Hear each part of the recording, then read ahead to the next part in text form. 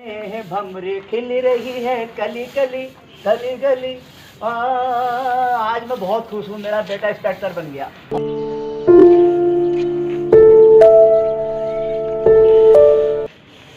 चाचा नमस्ते। नमस्ते चाचा।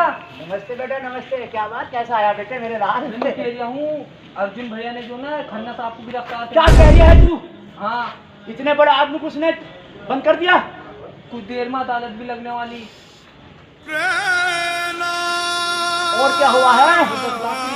तो उन्होंने जब बिना ली तो उसने क्यों ठुकराई ले लेता पैसे वो उसे? मैं अड़े रहे उनसे। तो ईमानदारी दिखाई, इतने बड़े आदमी से पंगा लिया, पता नहीं उसके साथ क्या करे। मेरे घर में मरना गया, ये मूर्ख कहाँ से पैदा हो गया?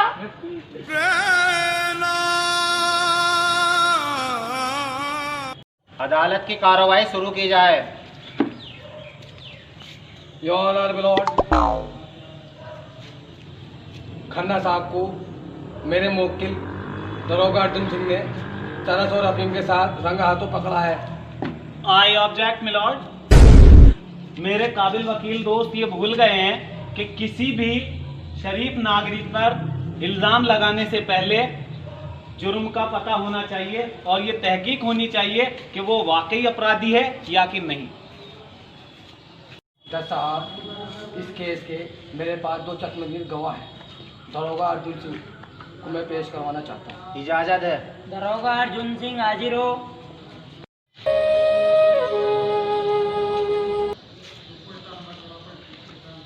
माय लॉर्ड, जैसा कि हमारे काबिल वकील दोस्त ने कहा कि मेरे पास इस केस के दो चश्मदीद गवाह मौजूद हैं और उनमें से पहले चश्मदीद गवाह जो कि अर्जुन सिंह हैं, मैं उनसे कुछ सवालात की इजाज़त चाहूँगा। इजाजत है।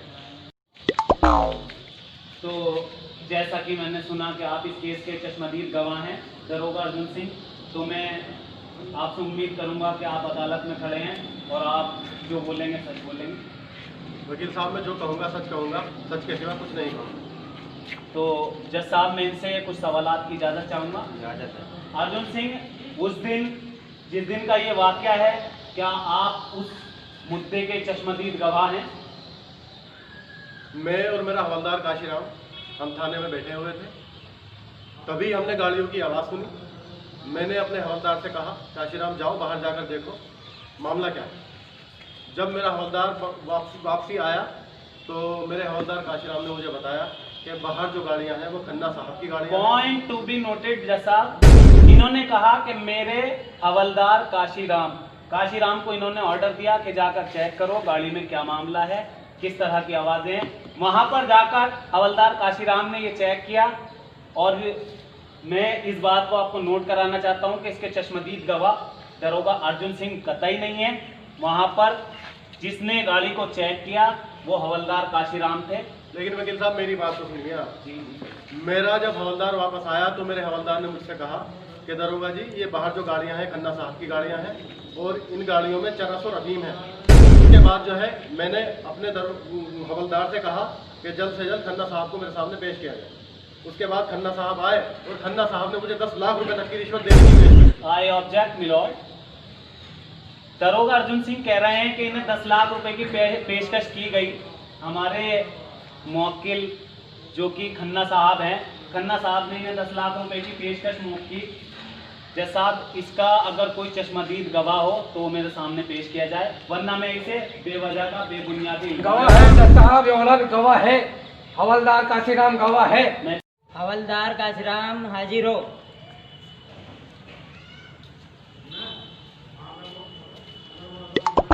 तो हवलदार काशीराम, क्या उस दिन आप जो ये केस हुआ उसके चश्मदीद गवाह हैं? हाँ, मैं चश्मदीद गवाह। तो आप क्या अदालत को बताने का कष्ट करेंगे कि उस दिन ऐसा क्या मामला हुआ? मैं और दरोगा अर्जुन सिंह हम अपने चौकी में बैठे हुए थे। अचानक गाड़ियों की आवाज़ आई और दरोगा जी ने मुझे बाहर भेजा, जाकर देखो मामला बाहर क्या है। मैं जब वहाँ पे पहुँचा तो वहाँ खन्ना साहब की गाड़ी थी। जैसा कि दरोगा साहब बता रहे हैं कि उसमें चर्च और अफीम है, ऐसा कुछ मामला नहीं है। की गाड़ी काशीराम, तुम क्या कह रहे हो? ऐसा मामला है। I object milord. Honour milord, गवाह को गुमराह ना किया जाए जज साहब। ऐसा गवाह मामला को है। बोलने दिया जाए जज साहब। बेवजह बेबुनियाद जो झूठ इल्जाम लगाए जा रहे हैं खन्ना साहब पे, वो बेवजह है बिल्कुल। और उनकी गाड़ी में खाने का जो सामान था यही है। तो जज साहब केस पानी की तरह साफ है, जैसा कि हमारे काबिल ऑनर। वकील दोस्त your honour, I object milord. Order order. Khanna साहब की, तो आपने तो दरोगा अर्जुन सिंह से ये बोला था कि इनकी गाड़ी में ड्रग्स और अफीम रखा है, तो आपने झूठ कैसे बोला आप ये बताइए हमें। जज ये साहब अर्जुन साहब, दरोगा अर्जुन साहब ने अपनी जाति दुश्मनी निकालने के लिए ये इल्जाम खन्ना साहब पे लगाया। तो खन्ना साहब ने फिर अर्जुन सिंह को 10 लाख रुपए आई किस वजह से दिए? ऑब्जेक्ट मिलोट। मेरे गवाह को, इनके खुद के गवाह हैं जज साहब, और ये अपने ही गवाह को गुमराह कर रहे हैं, परेशान कर रहे हैं। जज साहब मैं इजाजत चाहूंगा, इन्हें बैठने के लिए कहा जाए। तो जज साहब केस पानी की तरह साफ है कि हमारे काबिल वकील दोस्त ने कहा कि मेरे पास 2 इस केस के चश्मदीद गवाह हैं, उनमें से पहला चश्मदीद गवाह यानी कि अर्जुन सिंह तो चश्मदीद गवाह है ही नहीं जज साहब। अब दूसरे चश्मदीद गवाह जो कि हवलदार काशीराम हैं जज साहब, तो आपके सामने क्लियर हो गया है कि हवलदार काशीराम ने क्या कहा। उन्होंने कहा कि गाड़ी में ऐसा कुछ नहीं था, खाने पीने का सामान था और ड्राई फ्रूट थे। तो मैं जज साहब आपसे कहना चाहूँगा, ऑनर मिलोट, मैं दोबारा खन्ना साहब को कटघरे में बुलाना चाहता हूँ। इजाजत है। खन्ना हाजिर हो।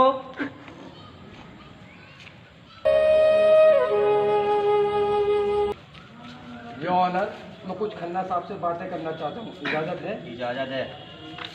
हाँ तो खन्ना साहब, दरोगा ने अर्जुन सिंह ने आपको बुलाया चौकी में, तो आपने 10 लाख रुपए रिश्वत देने का प्रयास किया है।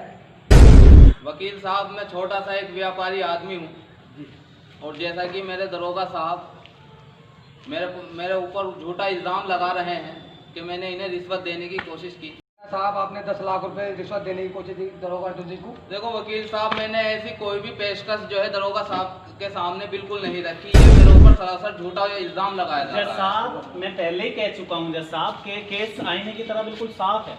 मेरे मुवक्किल को बेवजह परेशान किया जा रहा है जज साहब, और ये केस पूरी तरह साफ हो चुका है। यहाँ तक कि हवलदार काशीराम ने भी सीधी सीधी बात बताई जो उनके साथ घटित हुई। तो जज साहब मैं चाहूँगा अब इस केस को फाइनल करा जाए और मेरे मुवक्किल को बाइज्जत बरी किया जाए। सर आपको कुछ कहना है? नो। तमाम सबूतों और गवाहों को मद्देनजर रखते हुए ये अदालत इस नतीजे पर पहुंची है, खन्ना साहब पे जो भी इल्ज़ाम लगाए गए थे वो बेबुनियाद और झूठे हैं। इसलिए अदालत खन्ना को बाइज्जत बरी करती है, और अर्जुन सिंह ठाकुर का दिमागी संतुलन ठीक नहीं है, इसलिए अदालत उन्हें 1 महीने के लिए बर्खास्त करती है, और ये अदालत उन्हें हुक्म देती है कि अपना इलाज कराए, और उसके बाद भी वो ठीक नहीं होते हैं तो उन्हें हमेशा के लिए उनके पद से बर्खास्त किया जाएगा।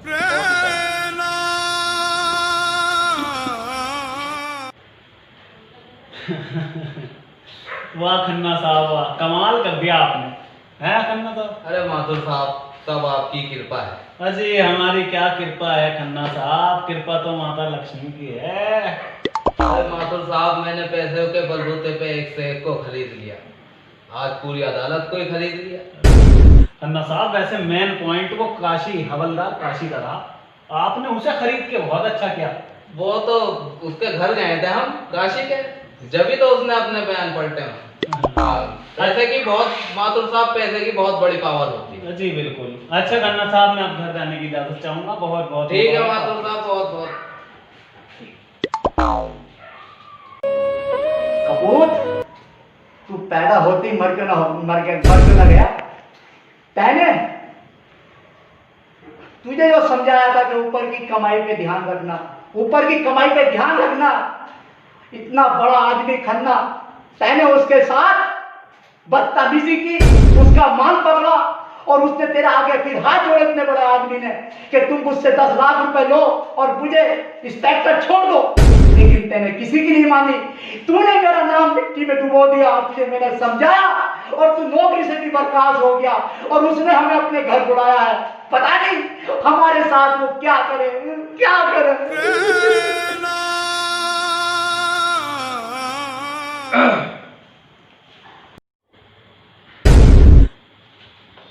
खन्ना खन्ना साहब इसे माफ कर दो, खन्ना साहब इसे माफ कर दो। ये कपूत पैदा होते क्यों ना मर गया होता। मैं आपसे नजर भी नहीं मिला सकता, खन्ना साहब मुझे इसे माफ कर दो। अरे मुंशी जी परेशान मत होइए, परेशान मत होइए। पहले आप बैठिए तो सही, बैठिए। अरे बैठिए सही मुंशी साहब, अरे मुंशी जी बैठिए, आप बैठिए तो सही मुंशी जी। अरे मुंशी जी आप जो है किसे कपूत और कमीन बता रहे हो? ये मेरे घर में नालायक जो पैदा हो गया है कपूत, ये वो पैदा होते क्यों ना मर गया। अरे मुंशी जी ये तो आप जो है बहुत गलत सोच रहे हो। आपका बेटा तो बहुत खुददार आदमी है, मैंने अपनी जिंदगी में ऐसा बच्चा नहीं देखा। ये नालायक, ये तो नौकरी से भी बर्खास्त हो गया खन्ना साहब। मुंशी जी मैंने अपनी जिंदगी में पैसे के बलबूते हर किसी को खरीद लिया, सबको पैसे के बलबूते पे आज मैंने पूरे कोर्ट को खरीद लिया, जज को भी खरीद लिया, वकील को भी खरीद लिया, जबकि मैंने हवलदार काशीराम को भी खरीद लिया। और आप इसे जो नालायक और कपूत बता रहे हो? आपका तो बेटा बहुत सज्जन पुरुष है, बहुत बढ़िया है। मैंने अपनी जिंदगी में ऐसा लड़का नहीं देखा, मैंने सबको खरीद लिया, मगर मैंने मुझसे जो है आपका लड़का नहीं खरीदा गया। ये लड़का बहुत बढ़िया है, ये आप इसे कपूत बता रहे हो? ऐसे तो बच्चे कभी कभी जन्म देते हैं, आपने तो हीरा पाल रखा है अपने घर में, तुम इसे नालायक कपूत बता रहे हो? और आज के बाद आपका बेटा मेरे साथ काम करेगा, इसे मैं अपनी कंपनियों का मैनेजर बनाऊंगा। मैं साहब ख्वाब तो नहीं देख लिया ये? अरे मुंशी जी आप ख्वाब नहीं देख रहे हैं, ये हकीकत है। तो साहब ठीक है, आप जा रहे हैं जाओ। खन्ना साहब उस समय मैं अपनी ड्यूटी के आगे मजबूर था, वैसे मैं आपका सम्मान करता हूँ। सरकार ने मुझे नौकरी दी थी दरोगा की, उस वक्त मैं जो है मजबूर था, जो मैंने आपके साथ कुछ गलत किया हो मैं उसके लिए शर्मिंदा हूँ। मैं आपसे माफ़ी चाहता हूँ, आपके साथ मैंने कुछ गलत व्यवहार किया हो। और खन्ना साहब मैं इतना योग्य पुरुष नहीं हूँ कि आपकी सारी कंपनियों का चार्ज संभालूँ।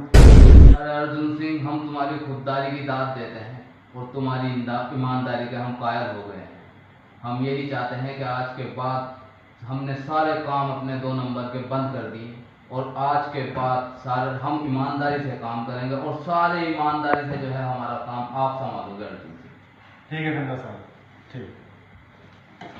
अच्छा खन्ना साहब माफ कर दीजिए। अरे मुंशी जी आप किस बात की कोई दिक्कत, अब तो आप हमारे घर के हो जी, आप ऐसी कोई बात नहीं। इसे आपको ये आप ही का बच्चा है, अब मेरा नहीं रहा, हाँ, आपका रहा। अरे आप भी हमारे हो।